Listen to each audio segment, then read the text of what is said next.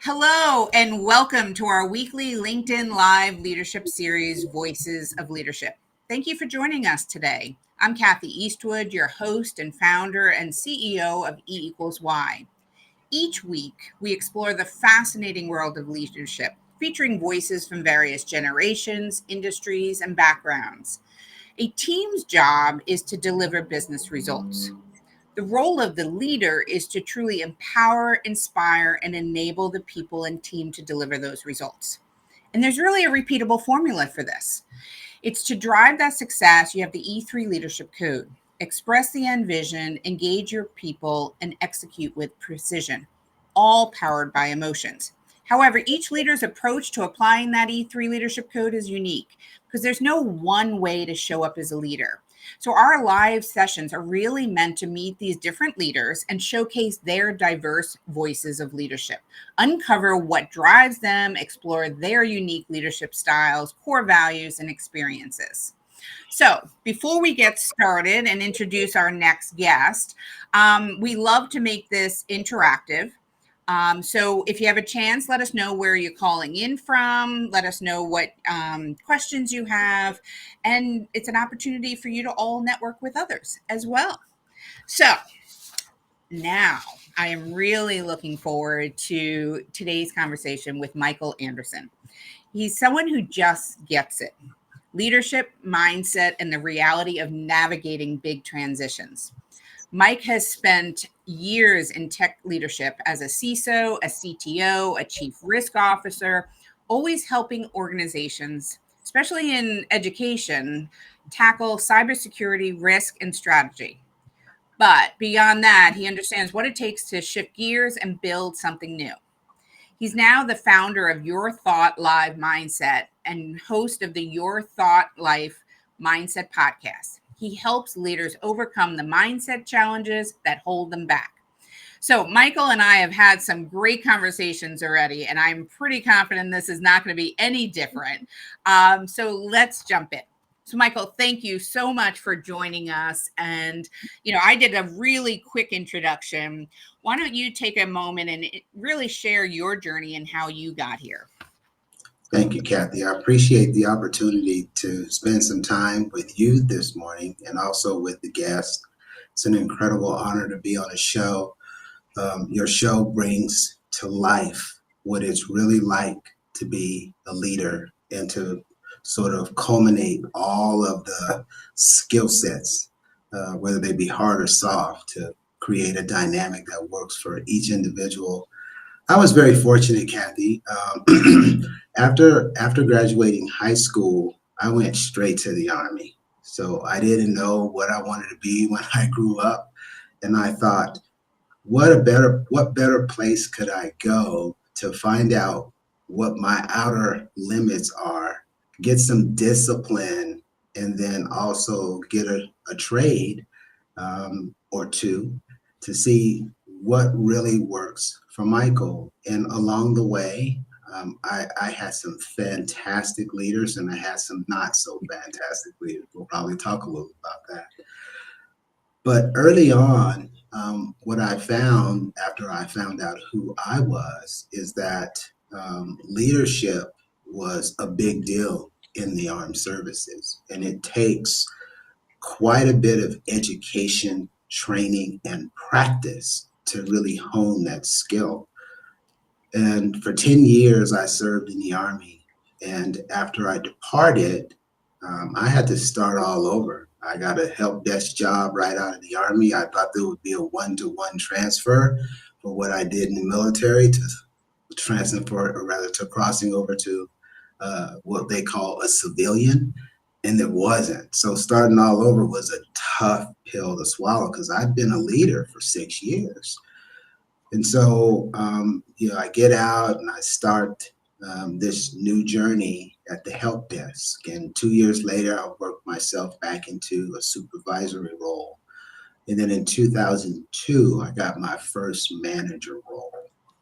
And ever since 2002, I have had a focus on two things principally: learning from all of the leaders that I had any measurable amount of time with, and then also really understanding the psychology of how do I get more from my team while at the same time establishing a level of trust with them whereby they just want to do their absolute best. And so these last 10 years I've spent in the executive space have really allowed me to take advantage of all of those early errors, whether they be mine or others. We want to certainly give credit for all of the good leaders as well, whom I hold very near and dear to my heart. But these last 10 years have been very instrumental in so much as been able to take the leadership skills and instead of applying them, because I have direct reports or had direct reports, but instead of applying them principally to individuals, I had to sort of pivot and learn how to apply those to teams, Mm. committees, to boards. And so this is a never ending cycle, what we're talking about leadership. And thus, I have a tremendous respect for your organization and what you're trying to do to really help young leaders understand the fullness of this discipline that we call leadership. I love that, Michael. There's so much to unpack there. First and foremost, I just want to thank you for your service to our country. I mean, that is just something to be able to provide. I really appreciate that. Thank you. So I don't even know where to start. You've got so much good there. I'm going to start with this statement that you said: people want to do their best, because I think that is so powerful when we're talking about leadership, that it's not an authoritative, you have to do this, but you want to influence them to truly do their best. Now, when you came from the military, there's often a misconception, I think, because I've learned a lot from this, that it is a very authoritative culture, but that's not actually true. Is that right? When you think about the military, it's discipline, but there's a lot of thought that goes into leading in the military. I totally agree. The armed services really treats this special, and so much so that they break apart the leadership from the management.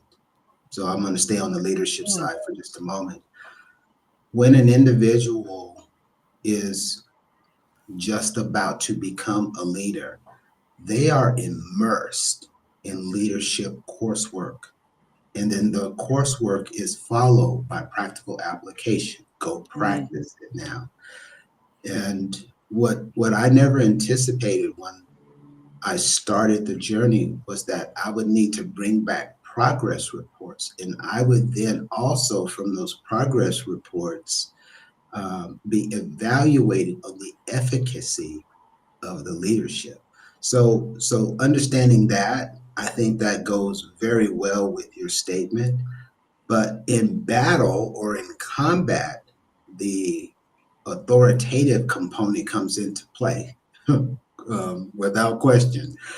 You're going to go to this country, to this state, to this place, and you are going to perform the services that we have taught you, or the skills that we have taught you to conquer this enemy. There's no doubt about that. There's no way out. You must go, you must do that. But to your point, Kathy, underlying that is a level of rigor that I think the armed services really don't get suitable credit for, because it's very robust, very, very thorough.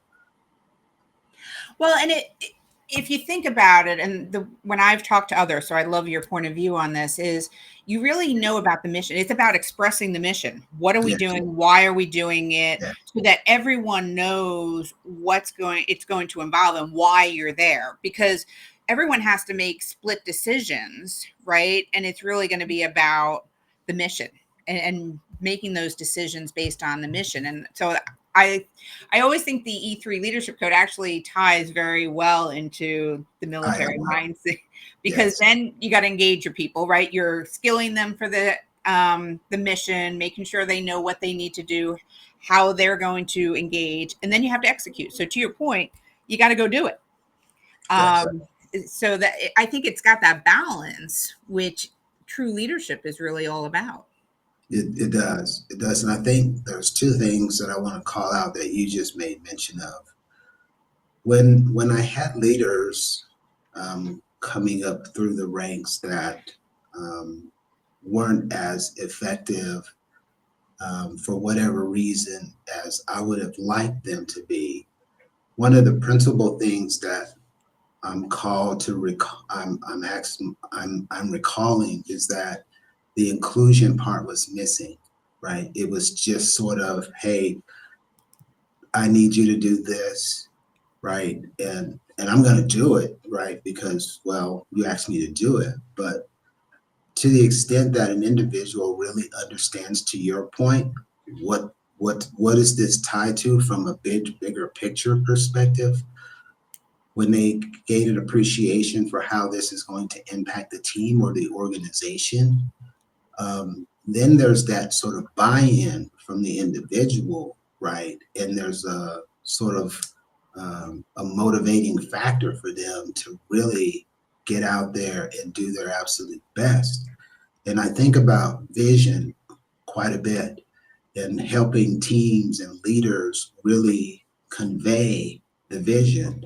And it involves inclusion. It's making certain that everybody is on the same sheet of music, so to speak, and that we are all driving toward the same objectives. And why? So I think your 2 points there were fantastic. I'm glad you gave me the opportunity to sort of bring those to the surface. Excellent. Yeah.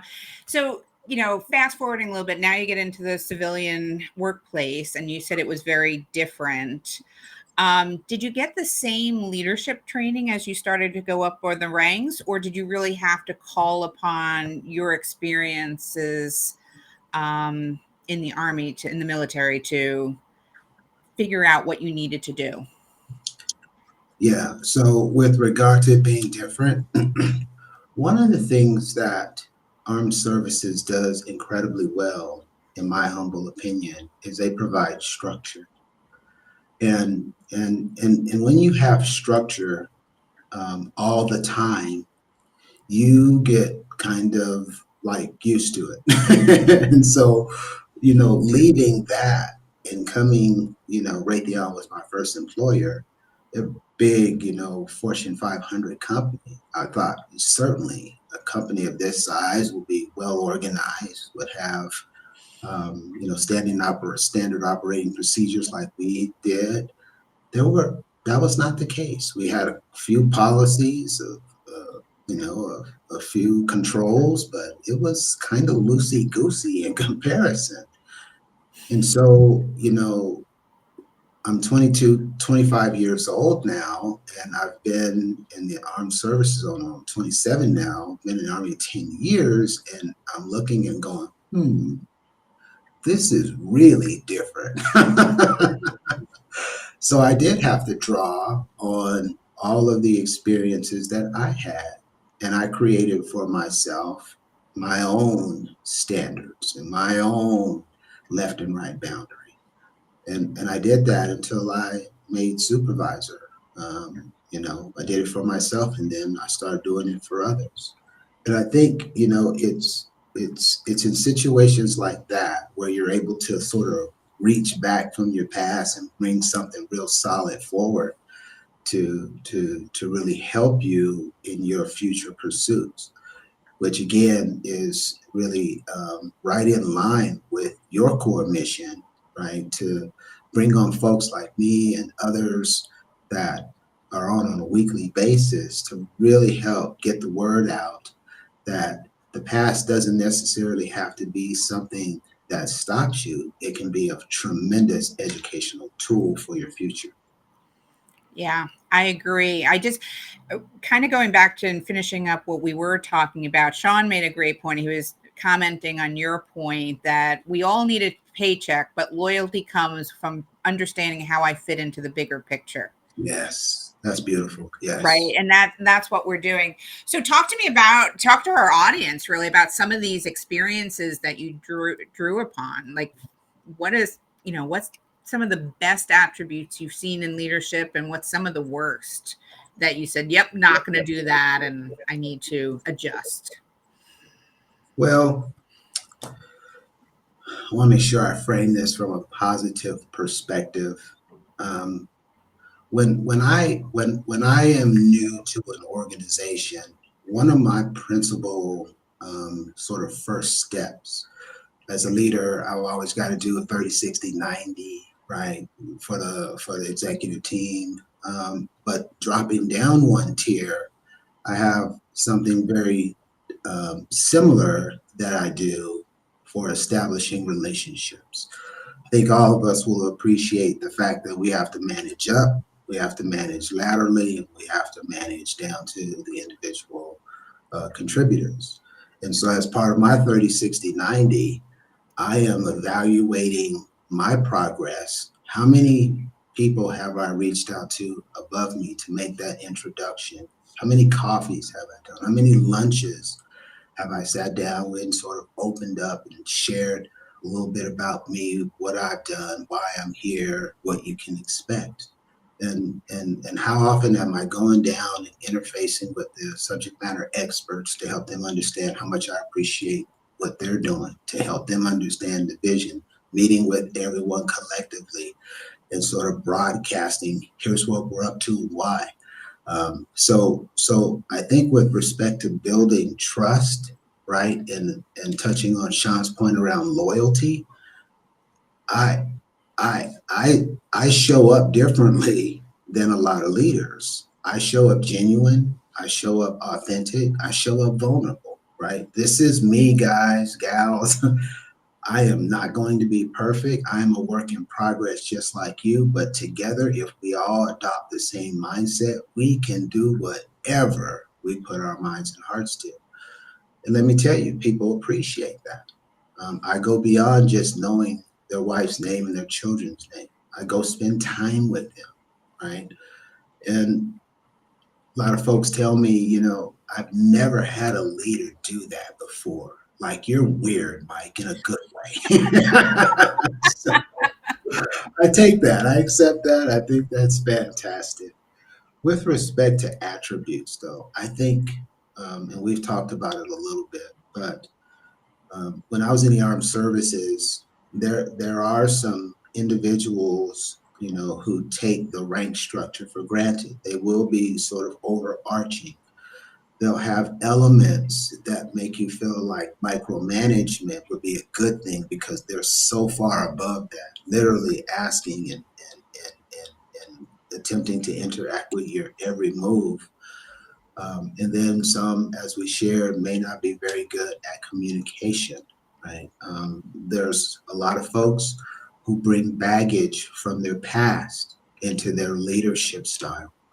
And even though we're taught a variety of different leadership styles, some people just sort of center on the whole authoritative component and really don't allow themselves to enter into a participative leadership model, one where you lead by example. So those are some of the attributes that I didn't see in quite a few leaders, armed services and civilian. And I just took those as, hey, instead of getting uptight about it, I said to myself, when I get to that rank or when I get to that level, I'm just going to make sure I do the absolute opposite. And I'm going to communicate with my people. I'm not going to micromanage them. I'm going to allow them to make mistakes, and I'm not going to chastise them in public. And it was just a battery of things that I started doing through making observations of other leaders that made me a stronger leader. And I think with regard to being a strong leader, we sometimes think that if I'm vulnerable, if I show my weaknesses, if I appeal to them right, at an emotional level, or they see me emotional, somehow we're going to be viewed as less than. And that is a ginormous myth that I want to bust right now. To the extent that I can without crossing the line, I will let them see every component of my life. Hmm. Because when people see you as you really are, it's far easier for them to go, I like him or her, or I don't like something about him or her. But more often than not, you never get to that. It's, I really appreciate that they're coming to me in this way and showing themselves as they are. And talk about building trust quick, talk about getting the best out of people without having to beg and plead, talk about people going the extra mile, talk about collaboration at a really, really high level where everybody is contributing to the conversation and there's no one who has fear of judgment. That's when you're really starting to do some stuff as a leader that really moves the needle. And that's been my mission the entire time. How can I be as effective a leader as possible while maintaining this idea or notion that I'm a regular person too? Yeah. I love it. Everything you're saying, like it really just resonates with what we look at Equals Why. In fact, we were just doing our boot camp yesterday, and yesterday's session was on knowing yourself. So they've got Yeah, to do a profile and what's your tagline? What's your values? What's your non-negotiables? How do you wake up in the morning? And not only did they have to do the self reflection, then the group had to share it with others and be vulnerable. And, you know, I always watch in the morning because there's the trepidation as you start the session. They're like, I yeah. don't want to, I don't want to share. But it's liberating. By the time they've shared, they're like, wow, this was fantastic. Like, wait a minute, I get to be myself. I don't have to fit into a mold. And that, as you're saying, that's when you connect to other people's hearts, and that's when you build that trust. Yep, And I absolutely. and I love it. So Patrick's joining in on the conversation here as well, and he's saying that, you know, command and control applies in emergencies, absolutely, but otherwise we've got to build that two-way trust and inspire our teams. And how do you inspire? You got to be vulnerable. You got to have empathy. Yes, yes, indeed. But Yes, indeed. one of the things that you've said that, I mean, you said a lot of things that are fabulous, but the effectiveness of your leadership, I think is really interesting. And I'm not sure everyone really stops to think about how effective they're being. Right. I Mhm. think we get caught up in, I've got to get this done. I've got to have the team meeting, or we got to meet the deliverable. But that self-reflection part, I think, is really powerful. And I think that's a skill you probably learned in the armed services, because you said it. You're like, so we would be given leadership and then we'd have to look back and see how effective we were. Um, is that something you brought into your style from that learning? Well,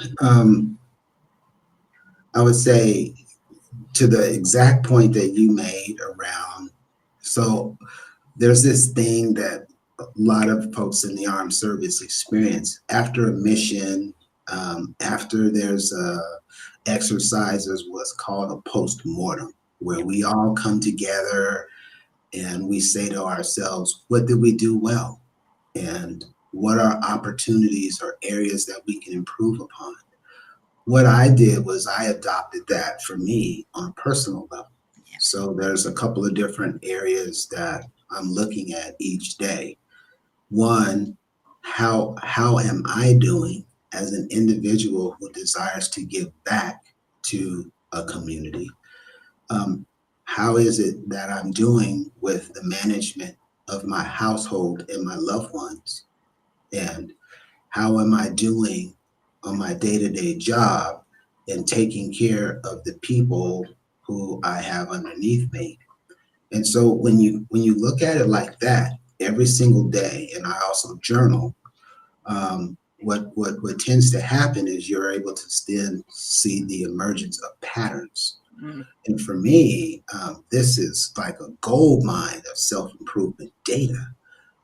I can take a look at that and say, okay, this month we've got 2 items we need to work on the family vertical, or 1 item we need to work on the personal vertical, or more often than not, 17 items we need to work on. Let's prioritize those for the corporate vertical, right? And Yep. so there's this continuous cycle, right? Black belt theory calls it continuous improvement. And I'm simply putting myself through that with one extra thing. There was a really, really good friend of mine, I want to say it was about 2 years ago, who suffered an aneurysm while he was on freeway. And since then, I've made it an absolute non-negotiable for myself to check in on the mental health of all of those 3 verticals: me, my family, the people I work with.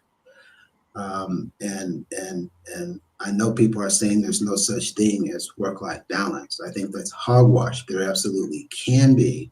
And I'm making sure that those 3 verticals are always in alignment. And so that's how I ensure some degree of efficacy across the areas that I'm participating in, specifically around leadership. I love it. I'm going to bring that word efficacy into more of when I'm talking, because that's that self-reflection. How well are you doing it? And then I love looking at the three buckets. That's a great way to look at it.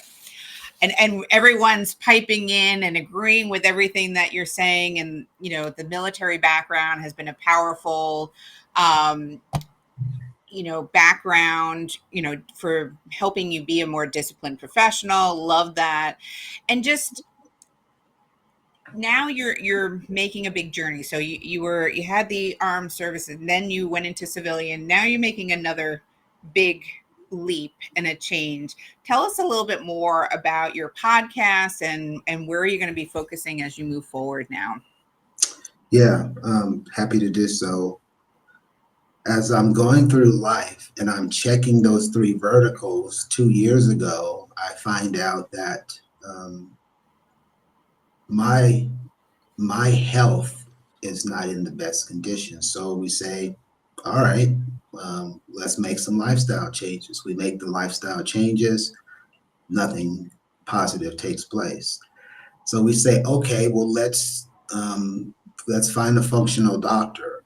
Functional doctor over a 6-month period and boatload of blood work says, here's your diagnosis. I don't agree with it. I want a second opinion. So we get a second opinion. 6 months later, same blood work telling the new functional doctor nothing about the first. She comes to the exact same conclusion. The conclusion is my body no longer wants to work 40 to 60 hours per week. So as such, last month I have exited the corporate space on Valentine's Day to make it incredibly memorable. And today I'm running our LLC, right? We do very similar work to what you're doing, Kathy. We work with entrepreneurs, small businessmen, and leaders, really helping them to fast track personal and professional success. We have a couple of different tracks we do that on. We're looking at the business profile, we're looking at the mindset, and then we're looking at leadership, and taking those 3 and combining them into something really special. We talk about it as well on the podcast. The podcast is really grown to something I could have never imagined. When I first started telling people I was going to do it, they're like, Mike, I don't know if that's for you, bro. You don't got the voice for it. You don't got the time for it. I don't know, man. You might want to really think about that. And so many people shared that I thought about it. And I thought about it the wrong way, and I paused for a year and a half before I did it. But then my best friend and life partner, Fancy, said, honey, just do it for a year. See what happens. That way, if what they say is true, you will have proved it in the marketplace. So I did. We said, we don't care what the numbers look like. We don't care anything about that. Let's just be consistent. 3 podcasts per week, Monday, Wednesday, Friday. Let's see what happens. And after a year, we were in probably over 100 countries. And today the podcast is in over 170 countries. I don't even know how some of these countries listen to it because it's televised in English. Somebody is flipping the language so these people can understand it, and it's just amazing, the reach that we have now. And so for the foreseeable future, I will be running our LLC, working 20 hours a week, and there's a couple of pickup jobs that I'll probably take on the consulting front. A good friend of mine has asked me to work with him to establish a cybersecurity vertical. Love him to death. I will likely do that with him. But I'm gonna respect what my body is telling me. I have grandchildren now, and I want to see my grandchildren's grandchildren. I want to see them marry, and I need to be healthy to do that. So yeah, quite a bit of pivoting from the armed services to corporate to now being in the same space as you, Kathy, in the entrepreneurial space. Yeah, I love it. And, as you talk and your precision on this is my vision, right? Expressing what it is you want, your why, and then really embracing how other people want to be there and bringing them in and helping them engage others. And then your ability to execute with precision, right? But I think what connected you and I at first was the need to connect to people's hearts. When we can connect to people's hearts, then you can inspire and enable them to do anything they dream about and they want to do, right? There's no limit to all of that. So, well, believe it or not, we're at the bottom of the hour. I told you this was going to go really fast. What advice would you have for the younger generation coming up through the ranks? I know you've given so much great feedback, but if you were to summarize it, what's 1 or 2 things that you would recommend to the next generation of leaders to be the best they can? Yeah, I think the 2 things that allowed me to really leapfrog, and to really learn at a really high rate was, number 1, networking. I did not like that stuff. I didn't like going to those daggum meetings, and I didn't know what to say. And once I got in a conversation, it was like, because I'm a little bit of an introvert. Nobody really knows that except the people who are listening right now. People will go, Mike, introvert? Like I can do life literally all by myself and be content with that. Totally. Networking doesn't allow for that, though. You've got to go out. You've got to make yourself available, and you've got to be present in those conversations. So I think getting out of your own way and going ahead and doing it. And there's courses on how to network now. When I first started, there were no courses on this. Now people have broken this down and made it simple. I had to learn it the hard way. Networking is number 1, right? Last couple of opportunities, big opportunities, have not come through a resume submission. They've come through friendships. They've come through recommendations from friends that were already inside the org. Really good positive commentary from folks who really knew me.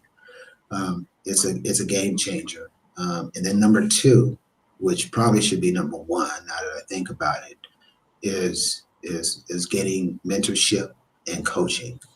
A lot of people are like myself and like Pat. We were in the military. We had an opportunity to get literally trained to be a leader. Most people don't come up that way, right? They start as an individual contributor, they move into a supervisory role, then they become a manager, director, yada, yada, yada, on up the ranks. And oftentimes employers are reluctant to train on these specific leadership skills because, like, we don't want to spend all the money and they, take our skills that we just taught them and go somewhere else, right? So oftentimes the leader is left on his or her own to learn these skills.